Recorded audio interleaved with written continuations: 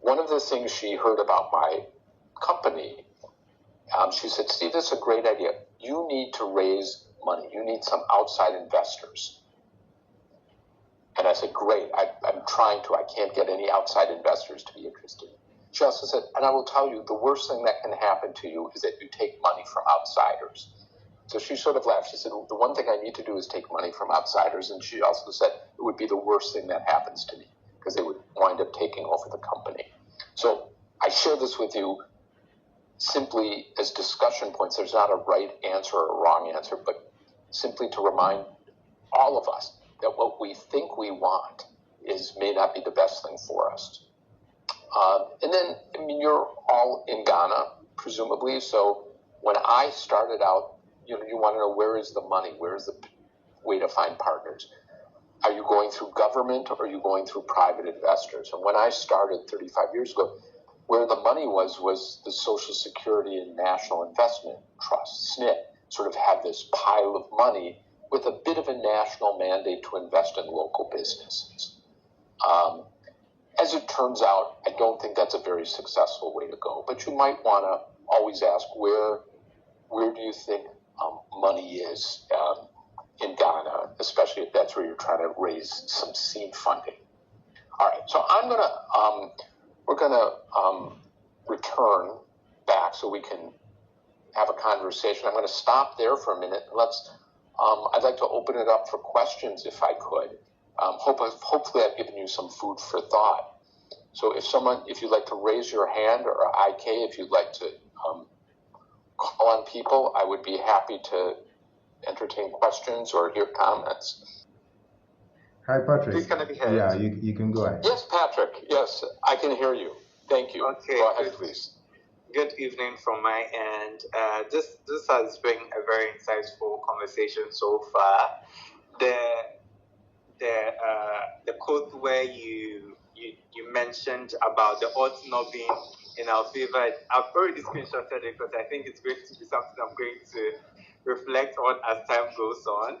I wanted to ask you what has been, throughout the business that you are working, what has been like your greatest challenge and how you were able to navigate it. Usually when we're also talking about resilience, another thing that we usually don't mention is how we are able to cope with rejection, right?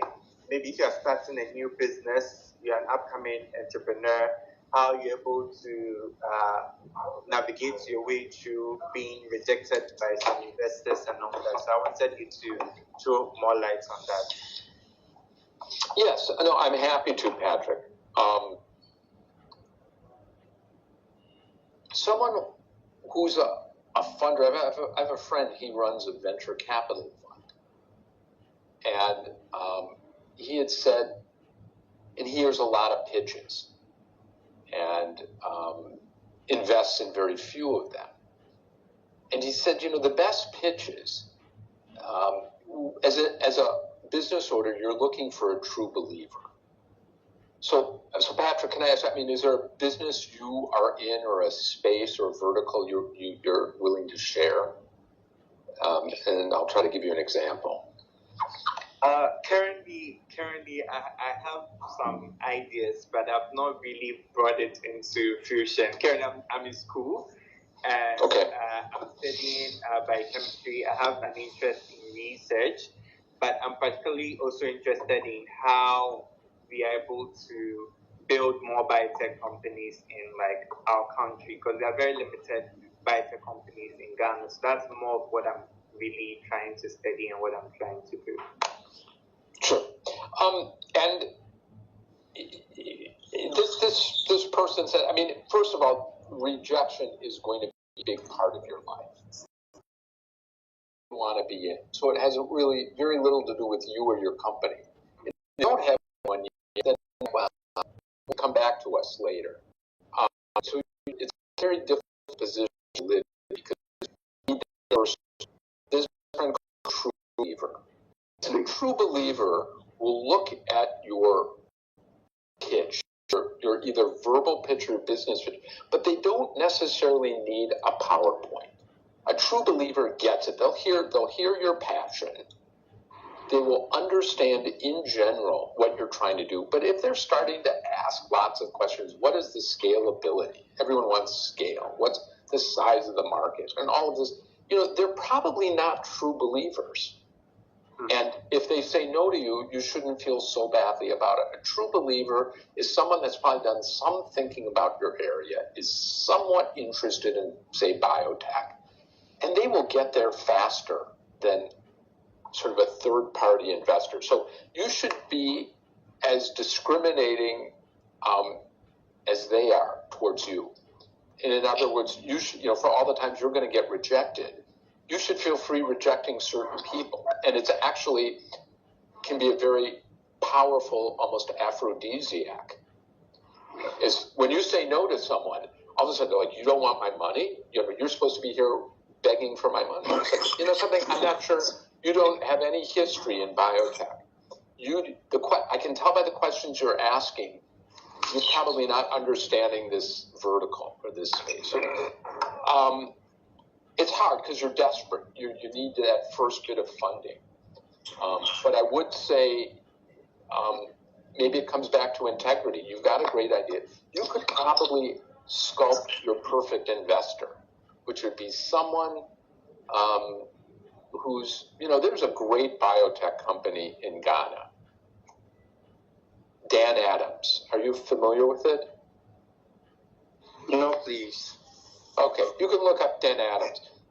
He was educated at Georgia Tech. He's Ghanaian. He came back and does pharmaceuticals. Maybe it's not quite biotech.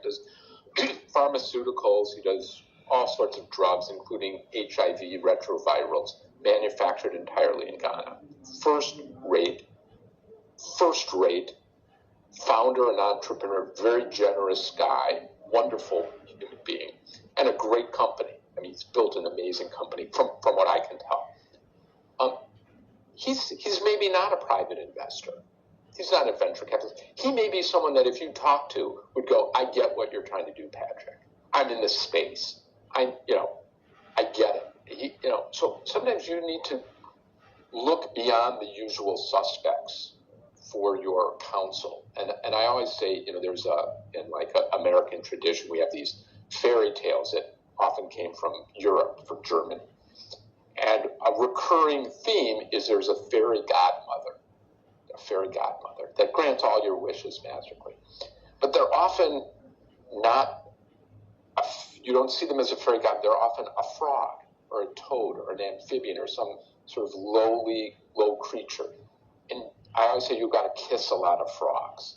And my motto, you got to go out, you got to talk to a lot of people who don't seem like they'd necessarily be promising because of their pedigree or their job, or they're not a venture capitalist. But you kiss a lot of frogs, you may find your fairy godmother, that someone who takes interest in your project, or will help counsel you, or say, something, Patrick, you really need a couple years experience, come work with me for a year or two, and I will set you up in a lab that may allow you some time on weekends to work on your project, that sort of thing.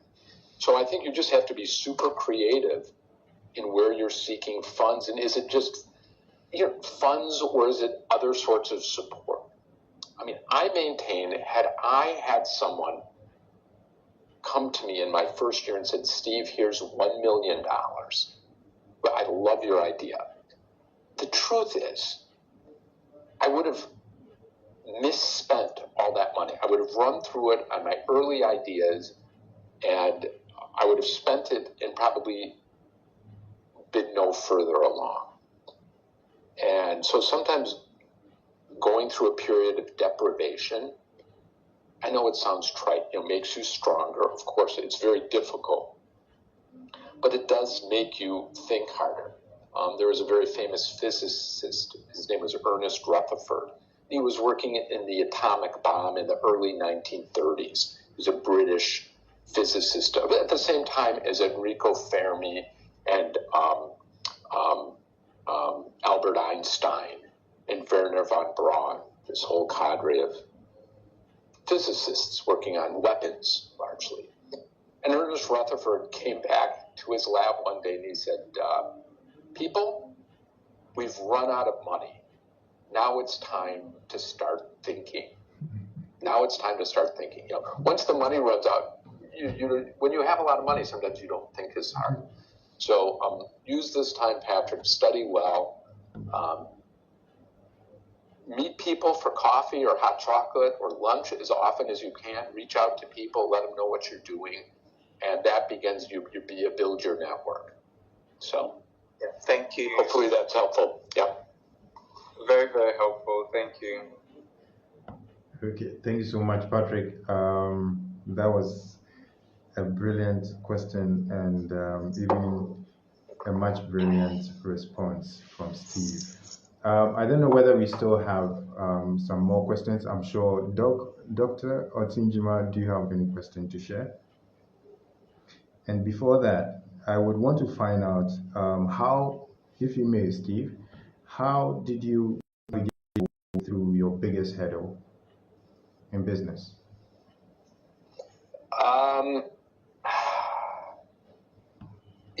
Happily, my personality is such that I forget my biggest challenges sometimes. For example, when I was writing the book, I went through all my notes and I remembered all these kind of horrible times, and I was able to, move past them.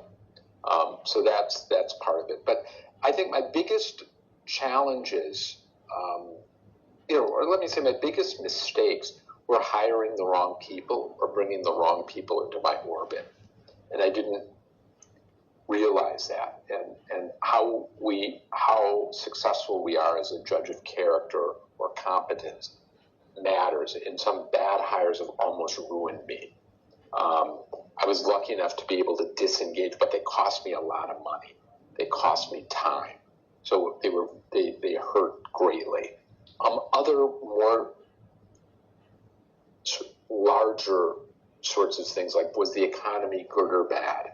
Was there a change in government in Ghana such that the people I was working with at Cocoa Board changed overnight when one government came in and out? Then you had to remake all the relationships because, cocoa in Ghana is, there's a political element to it. There's not too many commodities that have their own ministry. Ghana has its own ministry, in essence, the Ghana Cocoa Board. We might as well call it the Ministry of Cocoa. So some of these things but that's part and parcel of it. Governments come, governments go. But I would think some of my biggest problems were my own problems I created myself by inviting the wrong people into my company, and I suffered for that. So. Yeah, thank you so much for the candor, and the floor is still open for more questions. Which leadership lesson or quote have you learned, Steve? If you may want to share, we do say everything rises and falls on leadership, and we want to learn leadership lesson at this point. Which lesson or quote perhaps you learned that has taken you far? My favorite quotes used in all sorts of contexts, both for-profit companies I'm involved with and nonprofits. As I encourage people, I always say, get curious, not furious. Get curious, not furious. And what I mean by that is people are very quick to rush to judgment and maybe think there's some conspiracy out there that people are incompetent or failing or this. And often it's misunderstandings. If you get curious and find out what's going on, it's usually fixable easily. So I always, and it's usually when tempers are rising, you lost a sale or you lost a batch of your product or something, and it's costing you money, and everyone's looking for someone to blame. Everyone wants someone to get fired for the mistake. And I'm always like, let's get curious, not furious. Let's just make sure we don't make the mistake again. It's usually not a matter of gross incompetence. It's usually poor communication. Someone didn't know. It's shared blame. It's absolutely shared blame. So it saved us. It keeps good people working with us. rather than feeling embarrassed or that they failed. So I would say the best quote I can share with you is get curious, not furious. Well, that's great. Get curious and not furious. Well, that's powerful one. Um, I'm sure I'm making all the time. You have a question, the right time to actually ask. So the floor is still open at this point. But beyond funding, what is the one thing a business needs to succeed? Most of the time, we to put fund on top of hierarchy. Perhaps there's something more that we need to learn, and more important than funding. I think to get to that minimum viable product, whether it's actual a bar of chocolate or a piece of software or some fashion, a hat or a blouse or a skirt or something, whatever you're trying to sell or a service you're trying to provide, just getting that first customer, it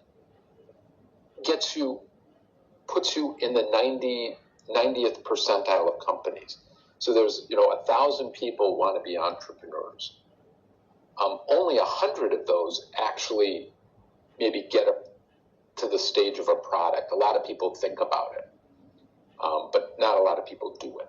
And then of those 100, which is a small subset of the 1,000, only 20 or 30 will get a minimum viable product and find their first customer.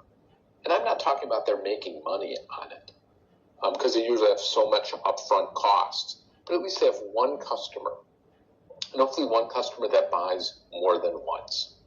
And if you can concentrate on that, and I remember when I started, I was concentrating on funding and governments and strategy and big picture. And it was one of my Ghanaian partners and said, Steve, the one thing we just need one customer in the U.S. You need to sell one chocolate bar. And when you sell one chocolate bar, you will be the first to even sell one chocolate bar overseas in a luxury market. That's all you have to do, one chocolate bar. Don't worry about selling 1 million. And I reflected that was excellent advice.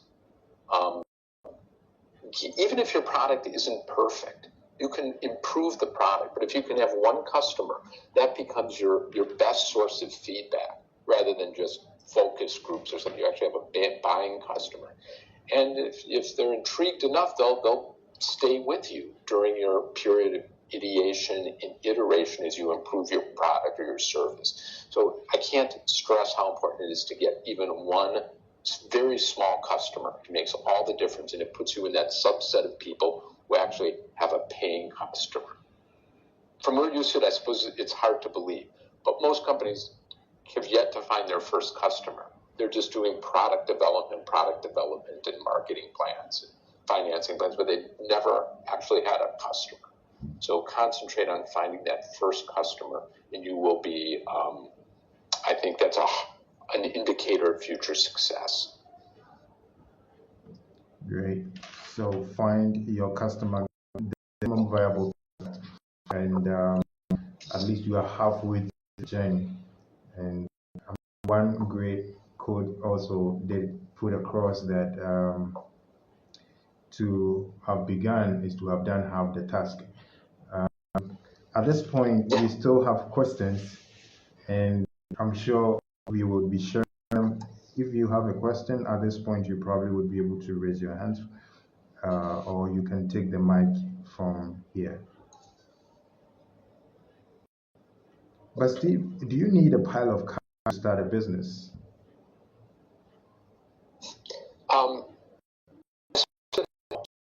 It helps, or you need family that will support you.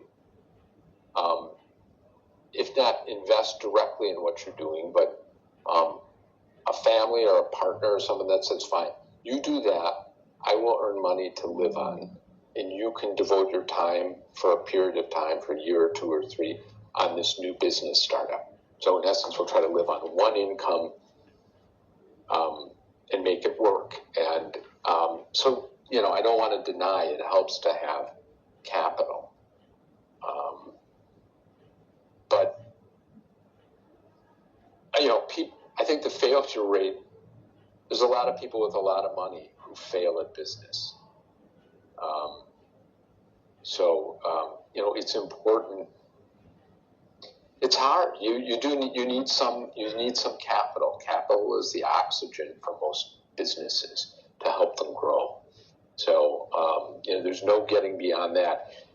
But we live in a world where in the old days you used to have to buy a piece of machinery, and maybe it cost $100,000 US or $1 million a piece of processing technology. But there's so many ways now where the inventory is not a commodity like cocoa, or a machine like a cocoa grinder or roaster, but it's the intellectual property in your head. It's the idea, it's possibly the brand, it's the code, it's intellectual property. It's almost invisible and free because it's in your head. So I think we live in an age where it's maybe easier than it was in the industrial age, when you actually needed capital goods and capital machinery to create more wealth. I mean, we can create wealth now, literary wealth, and musical wealth, and film and television. That's all in your head. You can sit down and write it out. So maybe if you don't have capital, you find out ways of creating wealth that don't require capital. They're going to require a lot of hard work. So don't make the mistake that it'll be free and without pain and some suffering. But there are ways to create intellectual property wealth. I always tell people, would you rather own shares in Foxconn or Apple, the people that make the iPhone, that design it? And it's Apple. Apple is way more valuable than Foxconn, which is the company that actually assembles the iPhone. So it's the design, again, it's the design and the conception and the intellectual property, the patents and trademarks behind certain technologies. That's where the value is. It's not the person that stamps the aluminum or the titanium to make the case or the glass for the iPhone. So that'd be my advice. But having some money, you need some capital to either live on or to invest in the minimum viable product. Great. And I'm not sure I'm taking all the questions out of each and every one of you, but I want to do a follow-up question on this regards when you started out, you were a student and an exchange actually student in Ghana. You had the idea. And practically, how did you transform this idea that you had into a business in a form of how do you mobilize the resources, ideas, to execute? That is the point where people perhaps you chance an idea and you want to know how far you can go with it. And what was your first point of?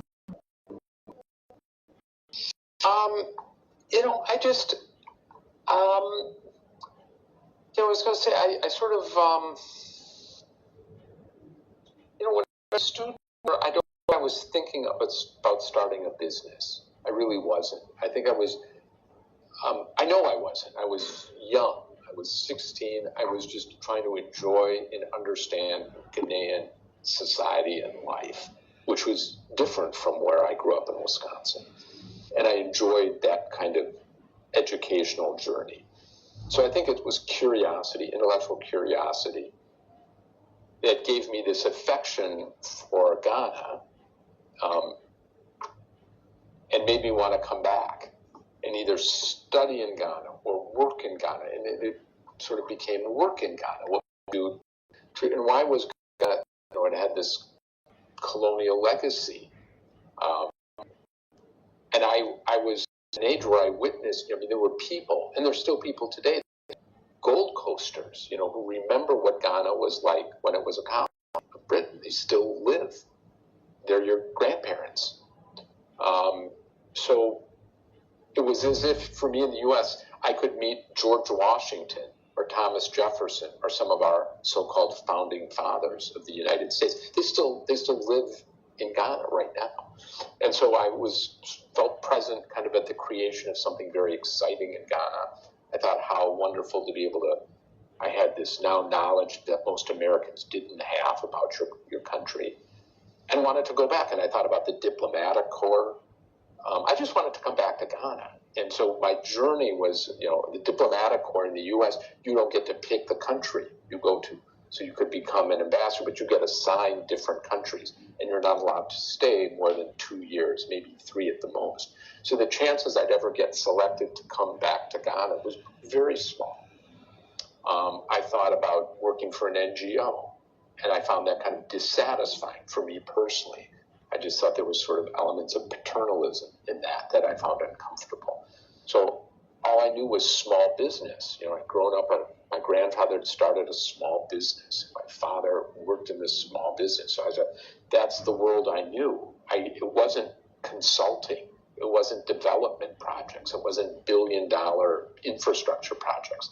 I didn't have that experience, but I had kind of small business experience. And then, did my analysis. Was it going to be cocoa? Was it going to be gold or diamonds? Those are the obvious areas of comparative advantage that Ghana enjoyed. And I knew, I talk about this in my book, I talk about comparative advantage of international trade. You go back to Adam Smith and the classical economists of the 18th century, they talk about comparative advantage of international trade.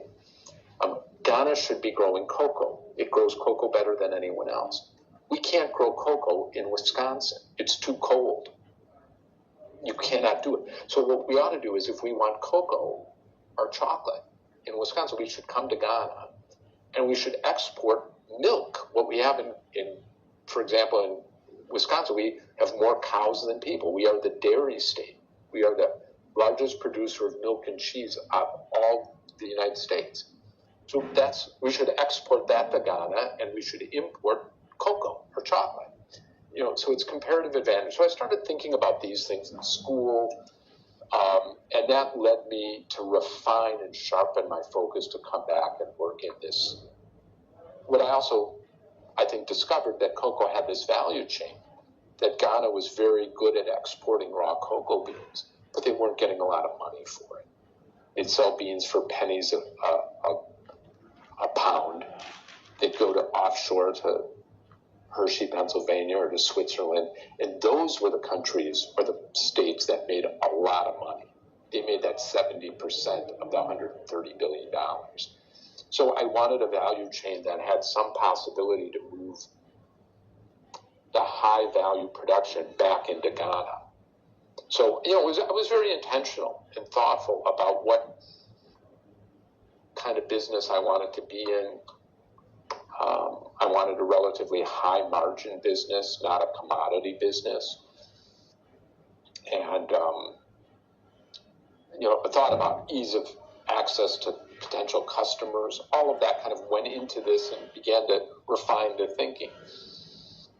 And that's why, in some ways, it took 4 years to make my first chocolate bar. So I started the company in 1991, and I didn't sell my first chocolate bar till late 1994. So it was 92, 93, 94 years to sell my first chocolate bar. All that time I was refining and thinking and working and branding and recipe development. So all the things that made it look at the end of the day as if I knew on day one exactly what I wanted to look like. It was a process of constant testing, internal testing and review. So that was sort of the journey. But again, it came from, I think it's so hard. I was invited today to talk about resilience. It's hard to have resilience if you don't care about your product or the people you're trying to work with or the customers you're trying to help or the disease you're trying to cure or the country you're trying to work in. And I think, for me, I had that deep level of affection, so that provided the resilience. If this was simply a money-making thing, or people said, gee, we live in Nigeria, why don't you come and do this in Nigeria? I didn't know anything about Nigeria. I hadn't lived there. So I think there's an emotional component to this. And maybe it seems embarrassing to say that, but you better have some emotional drive for what you want to do. Otherwise, I think the obstacles will seem insurmountable. If it's just simply about, I think, the money, you're going to be frustrated pretty quickly. So somehow it's got to be about more than that. Even if you're telling yourself a bit of a myth, you've got to have some strong belief in what you're doing. So thank you. Oh, so there's a question here I'm seeing. Please, is there a point in building a business where you realize you have to stop? And what this is a koswa?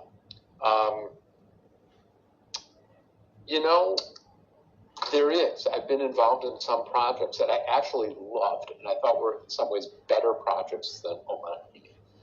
But we ran out of money. And we faced obstacles that when we looked at it, we didn't think we could solve realistically. And I think you do have to ask yourself that. And I would say in Omanhene, every 4, 5, or 6 years, I would do the work to consider selling it. Not that I wanted to, but I knew if I did it and then talked to some people, I would get feedback of whether I was building something of value or not. And, it was never my intent to sell it, but it was an exercise, an intellectual exercise. And so there's absolutely a point. Not every business is meant to live or survive. So there very much is a point where you realize you have to stop it. And some could be because it takes an emotional toll on your mental health or your family or your children or your spouse or your partner. That's not worth continuing. It may be costing you or your loved ones money or your investors money, and in which case they'll stop. That's a fine reason. You give it your best shot and you run out of money or there's competitors that make your life impossible and they're so much bigger than you that, it would be foolish to continue unless you have some way you think you can navigate that. There are days you wake up and you say, I'm going to go start my other business. So there is a point. It's usually a culmination of things, of Koswa, that you realize, there's no joy in this anymore. There's none. It is nothing but problems and frustration, and I'm getting no satisfaction from my time on the project. And then it's probably smart to step away from it. Thank you for that question. Yeah, thank you so much, Steve. And at this point, I think we are about wrapping up on tonight's session. Thank you so much, Steve, for joining us. And in wrapping up, these are some takeaways that perhaps you can extract from such a brilliant session by Steve Wallace. Integrity is the root of all virtues. Integrity is the root of all virtues. Cultivate yourself or cultivate oneself, regulate the fund, govern the state, bring peace to the world. And the odds are not in your favor. That's what makes it a great story. This is a very powerful session we've had with Steve, and we are so blessed to have him join us. If you have any quick question, I wouldn't. Okay.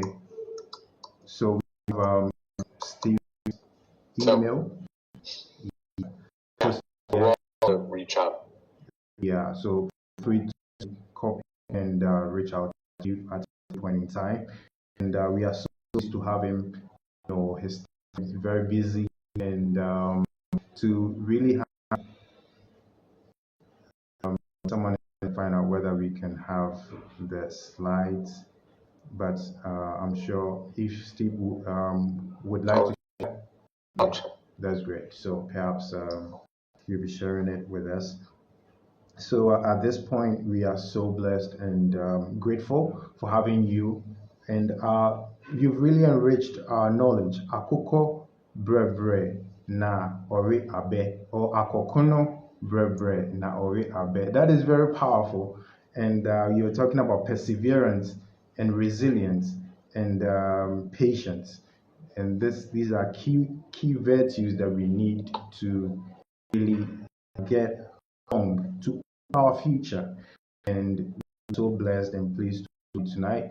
And thank you so much for also joining us, members of MTB Series. Thank you for spending time with us. Hopefully, next month, the same show, we will Professor Sarah Jones from London Business School, and she's taking us to win using an AI in business and in life. She's a professor of business school in arts and AI, and she's very powerful in this very area. So we're also pleased to have her join us to come and share her insight with us as well. We are pleased that you joined us tonight, and we look forward to seeing you once again. And good, is it good afternoon still? Steve? Good afternoon for me. Thank you. Yeah. Thank you. Good evening to all of you. I Yeah. can't thank you so much. It's a pleasure. Great. Thank you so much, everyone. And till we meet again, be blessed.